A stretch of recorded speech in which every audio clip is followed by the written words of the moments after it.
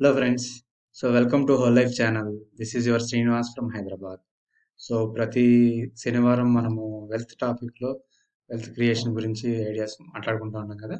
అలాగే హెల్త్ గురించి every Tuesday and happiness గురించి every Thursday small videos release చేస్తున్నాం కదా. Continue to watch these videos. Okay, ఈ వారం మనం ఈ వెల్త్ టాపిక్లో ఈక్విటీ మ్యూచువల్ ఫండ్స్ గురించి మాట్లాడుకుందాం. ఎందుకంటే లాస్ట్ వీక్ మీకు అసలు మ్యూచువల్ ఫండ్స్ ఎటువంటి మ్యూచువల్ ఫండ్స్ సెలెక్ట్ చేసుకోవాలి అనే టాపిక్స్ గురించి మాట్లాడాం కదా. సో ఈ వారం స్పెసిఫిక్గా ఈక్విటీ అంటే మ్యూచువల్ ఫండ్స్లో అనేక రకాల మ్యూచువల్ ఫండ్స్ ఉన్నాయి. సో ఈక్విటీలో పెట్టే మ్యూచువల్ ఫండ్స్ ఏమున్నాయి అంటే కంపెనీ యొక్క షేర్స్లో ఇన్వెస్ట్ చేసే స్కీమ్స్ మనం డైరెక్ట్గా చేసే బదులు మ్యూచువల్ ఫండ్స్లో పెడతాం. దానివల్ల ఏంటంటే మనకి మంచి రిటర్న్స్ రావడం, అలాగే మనకి మ్యూచువల్ ఫండ్స్లో లిక్విడిటీ కూడా ఎక్కువ ఉంటుంది కాబట్టి ఎప్పుడు కావాలో తీసుకునే అవకాశం ఉంటుంది. అలాగే మనకి రిటర్న్స్ అంటే ఇన్ఫ్లేషన్ రేట్ కన్నా బ్యాంక్ డిపాజిట్ల కన్నా ఎక్కువ వచ్చే అవకాశం ఉంటుంది కాబట్టి ఈ మ్యూచువల్ ఫండ్స్ గురించి కొద్దిగా ట్యాక్సెస్ ఏంటి, ఉన్న డిఫరెంట్ స్కీమ్స్ ఏంటి తెలుసుకుందాం.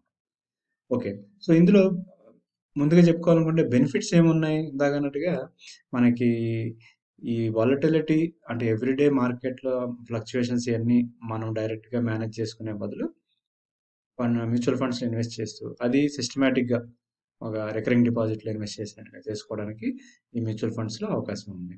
అలాగే మనకున్న స్మాల్ అమౌంట్తో అనేక రకాల స్కీముల్లో మేబీ అనేక రకాల కంపెనీల్లో ఇన్వెస్ట్ చేయడానికి అవకాశం ఉంటుంది. అలాగే మనం డైరెక్ట్గా స్టాక్లో పెట్టేదానికన్నా దీంట్లో పెట్టడం వల్ల రిస్క్ తక్కువ ఉంటుంది, మనకు డైవర్సిఫై అవుతుంది.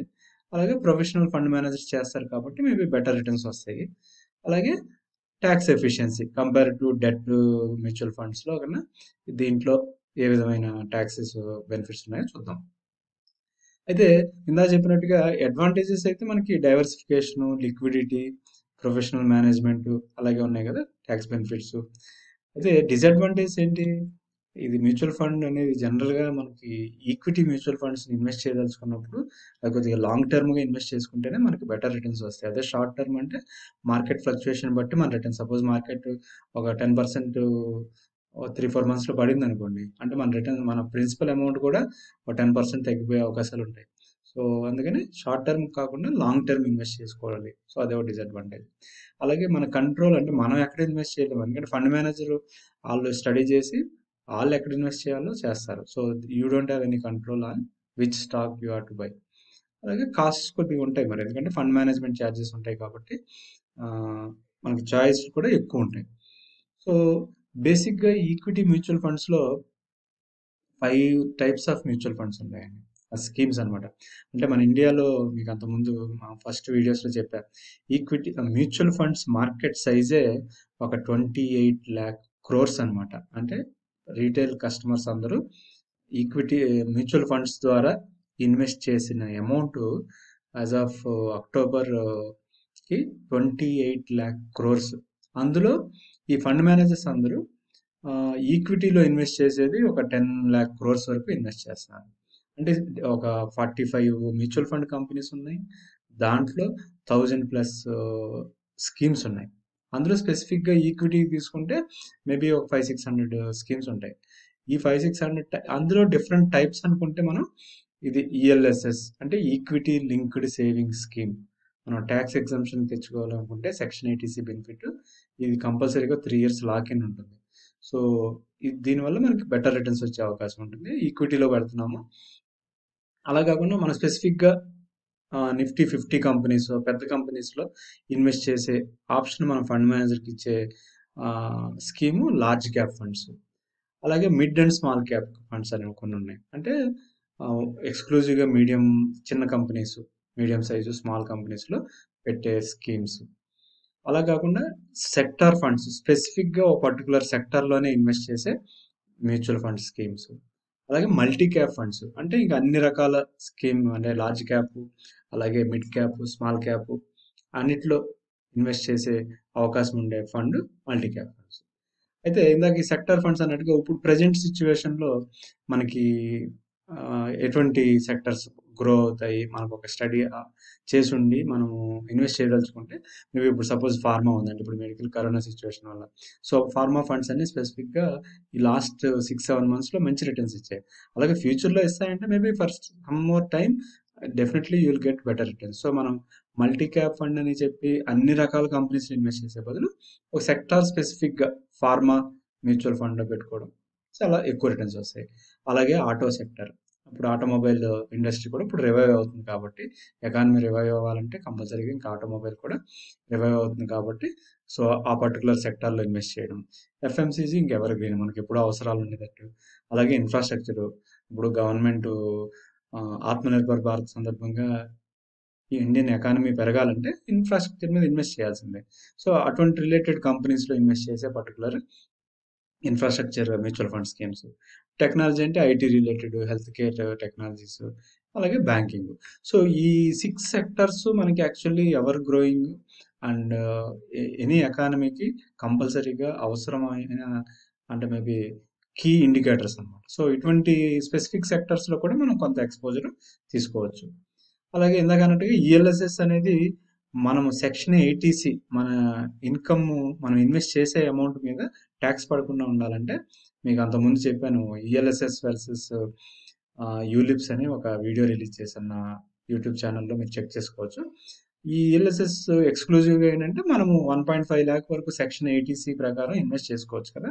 సో దాంట్లో ఈఎల్ఎస్ఎస్లో పెట్టుకుంటే దీనికి ఏంటంటే ఇది 3 years లాక్ ఇన్ పీరియడ్ ఉంటుంది. సో యావరేజ్ రిటర్న్స్ 12% అబోవ్ ఉంటుంది. 3 years అబోవ్ ఉంచుతున్నాం కాబట్టి ఈక్విటీలో మార్కెట్లో కాబట్టి మనకి యావరేజ్గా 12 to 14% రిటర్న్ వస్తుంది. అదే ఇప్పుడు సెక్షన్ 80సికి ఇంకా అదర్ ఆపర్చునిటీస్ ఏమున్నాయి? ఫిక్స్డ్ డిపాజిట్స్ అవి 5 years లాక్-ఇన్, అలాగే public provident fund 15 years lock-in, employee provident fund అది lock-in period, national pension scheme, insurance companies, ఇట్లా సెక్షన్ 80సి కింద ఇన్వెస్ట్ చేసుకునే ఫండ్స్. ఈఎల్ఎస్ఎస్లో స్పెసిఫిక్గా మనకి ఇది డైవర్సిఫై ఉంటుంది కాబట్టి మ్యూచువల్ ఫండ్స్ అన్ని రకాల కంపెనీస్లో ఇన్వెస్ట్ చేసే అవకాశం ఉంటుంది. ఈఎల్ఎస్ఎస్లో వాళ్ళకి ఫండ్ మేనేజర్కి కొద్దిగా రిస్క్ ఉంటుంది డెఫినెట్గా. అదే 3 years లాక్-ఇన్ ఉంటుంది, మనం ఎప్పుడు కావాలి తీసుకోవడానికి లేదు. ట్యాక్స్ బెనిఫిట్ సెక్షన్ 80సి బెనిఫిట్ వస్తుంది. అలాగే బెటర్ రిటర్న్స్ కూడా వచ్చే అవకాశాలు దీంట్లో ఎక్కువ ఉన్నాయి. అలాగే మన క్యాపిటల్ని ఒకేసారి ఈక్విటీ మార్కెట్లో లంసమ్ అమౌంట్ ఇన్వెస్ట్ చేసేదానికన్నా ఈ మ్యూచువల్ ఫండ్స్లో మంచి ఆప్షన్ ఉంది. ఏంటంటే సిస్టమాటిక్ ట్రాన్స్ఫర్ ప్లాన్ అని. అంటే ఇప్పుడు సపోజ్ మనం ఫిక్స్డ్ మన ఎస్బీ అకౌంట్ నుంచి ఆర్డీ అకౌంట్కి ఎలా అయితే బ్యాంకులో లింక్ పెట్టుకోవచ్చో అలాగే మ్యూచువల్ ఫండ్స్లో మనం కొంత కార్పస్ లంసమ్ అమౌంట్ని డెట్ మ్యూచువల్ ఫండ్స్లో పెట్టినప్పుడు దాని నుంచి ఎవ్రీ మంత్ కొంత అమౌంట్ ఈక్విటీలోకి షిఫ్ట్ చేసుకునే అవకాశం, దాన్ని ఎస్టీపీ అంటారు, సిస్టమాటిక్ ట్రాన్స్ఫర్ ప్లాన్. సో అది ఇన్వెస్ట్ చేసుకోవడానికి మనకి ఎవ్రీ మంత్ సిప్ లాగా మనకి డెట్ ఫండ్స్ నుంచి వచ్చే రిటర్న్స్లో కొంత అమౌంట్ని చేసుకునే అవకాశం.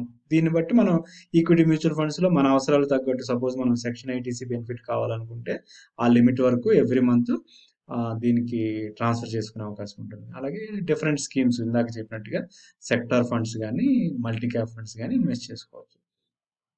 సో ఇంకా ట్యాక్స్ ఇష్యూస్ ఏమున్నాయంటే ఇప్పుడు ఈ లాస్ట్ ఇయర్ నుంచి గవర్నమెంట్ ఆఫ్ ఇండియా వాళ్ళు ఏం చెప్పారు, ఈక్విటీలో ఇన్వెస్ట్ చేసే రిటర్న్స్ 1 lakh కన్నా అబోవ్ వచ్చినప్పుడు అవి ట్యాక్సిబుల్. సో అది మ్యూచువల్ ఫండ్లో అనివ్వండి లేకపోతే ఎనీ అదర్ ఇన్వెస్ట్మెంట్ డైరెక్ట్గా చేసిన ఇన్సూరెన్స్లో ఉన్న మ్యూచువల్ ఫండ్ స్కీమ్స్లో చేసిన వచ్చే బెనిఫిట్ అంటే ట్యాక్సేషన్ ఏంటంటే ఈ హోల్డింగ్ పీరియడ్ ఏదైతే 1 year కన్నా అబోవ్ ఉంటే దాన్ని లాంగ్ టర్మ్ క్యాపిటల్ గెయిన్ అంటారు. సో అది ట్యాక్సేషన్ మనకు వచ్చే రిటర్న్స్ 1 lakh అని అబోవ్ ఉంటే దానికి 10% ట్యాక్స్ పడుతుంది. అదే 1 year లోపే మనము మ్యూచువల్ ఫండ్ ఇన్వెస్ట్ చేసి మనకి అవసరాలు తగ్గట్టు తీసేసినప్పుడు ప్రాఫిట్ వచ్చింది అనుకోండి, ఎంత ప్రాఫిట్ వస్తే దాని మీద 15% ట్యాక్స్ కట్టాల్సి ఉంటుంది అనమాట. సో షార్ట్ టర్మ్కి 15%, లాంగ్ టర్మ్కి 10%. ఈ 2 రకాల ట్యాక్స్లు పడతాయి మ్యూచువల్ ఫండ్ ఈక్విటీ మ్యూచువల్ ఫండ్స్లో. డెట్ మ్యూచువల్ ఫండ్స్కి వేరే ఉంటుంది, అది నెక్స్ట్ ఎపిసోడ్స్లో మాట్లాడుకుందాం. సో ఈక్విటీ మ్యూచువల్ ఫండ్స్లో సెక్షన్ 80సి మనం ఇన్వెస్ట్ చేసే అమౌంట్ ట్యాక్స్ పడకుండా ఉండాలనుకుంటే సెక్షన్ 80సి ప్రకారం ఈఎల్ఎస్ఎస్ స్కీమ్లో ఇన్వెస్ట్ చేయాలి. సో మనకు వచ్చే రిటర్న్స్ మీద ట్యాక్స్లు ఎలా ఉంటాయి అనుకుంటే short term capital gain, long term capital gain వీటికి 15%, 10% ట్యాక్సెస్ ఉంటాయి. అదండి equity mutual funds. Okay, so if you like it, please share it with others and also subscribe to my channel. Thank you very much for watching the video.